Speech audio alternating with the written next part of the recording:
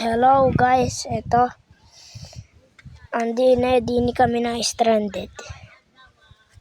Pumunta lang ko din, ibibideo ko sa sasakyan. See you on the sasakyan, there's the car. See you on the car, and here's where we got stranded.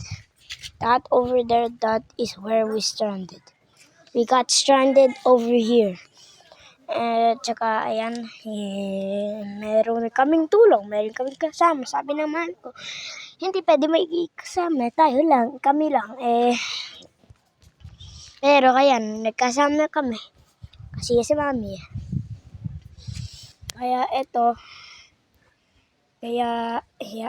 binaligtad ko lang kasi para malaki screen yan. Hindi niyo sa kubo. Ang bagong gising lang namin. Kakatulog ko lang, susunduin kami ng tatay ko.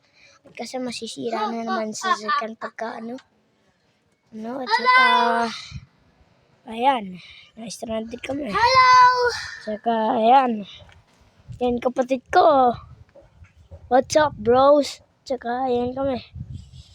Ayan, si Tita Maris, hindi ko pala yan, mami na, kalimutan. Yung mami ko si Rizela, yung tita ko si Tita Maris, tsaka ito yung kapatid ko. Tsaka, yan. Doon kaming gawi.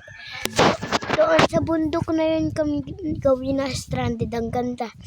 So, tignan yan yung lupa na yan. Nakikita mo yan, guys. Doon kami na stranded. May bahay doon nakikita ko. Yun yung bahay na sinasabi ko kanina.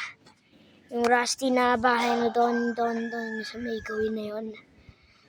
Yan, see where my finger is pointing. Saka, eto. Bye.